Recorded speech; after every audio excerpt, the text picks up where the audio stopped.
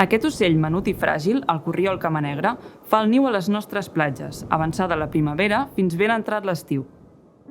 Comparteix espai vital amb altres espècies sensibles, exclusives del litoral, i amb els 10 milions de turistes que ens visiten cada temporada. Aquesta ocupació turística és intensa i estacional, concentrada en uns pocs mesos de l'any i fruit del model econòmic que domina en les zones litorals de la península.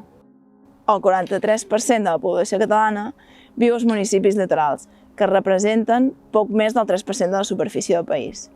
A més, en els darrers 20 anys, aquesta població ha augmentat fins a un 20%.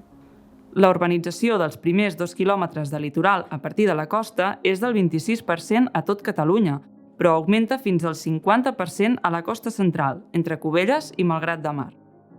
La construcció de ports esportius també ha alterat la dinàmica de sediments al litoral, així com les infraestructures lineals arran de costa com el tren, les carreteres o els passeigs.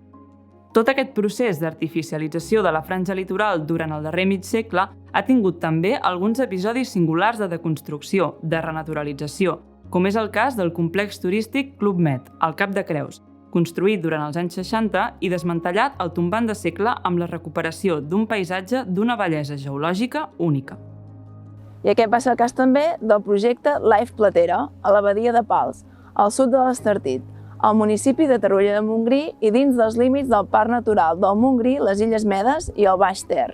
Aquest projecte va desmantellar una urbanització sense edificar, arran de platja, va retornar la dinàmica natural a la franja litoral i així en va recuperar la seva funcionalitat ecològica. D'una banda, la vegetació natural ha recolonitzat la zona, en bona mesura de forma natural i espontània.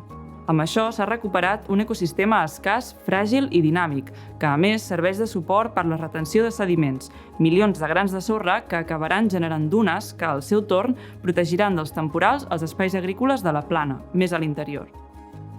També la reexcavació de llacunes litorals ha permès recuperar la funcionalitat de reservori d'aigua i també d'amortidor de la que pugui penetrar durant les tempestes. Aquest projecte LIFE demostra que renaturalitzar la franja litoral és un procés possible. Aquí i a altres indrets del litoral, restaurar les dinàmiques naturals dels sediments a gran escala és clau, i més en detall retirar les zones d'aparcament cap a l'interior per recuperar l'espai propi de les dunes, possibilitar el retorn de la vegetació dunar, bo i protegint-la, i respectar les zones de nidificació d'espècies sensibles, com el corriol o les pròpies tortugues marines, per tornar a la franja litoral la vida que li és pròpia.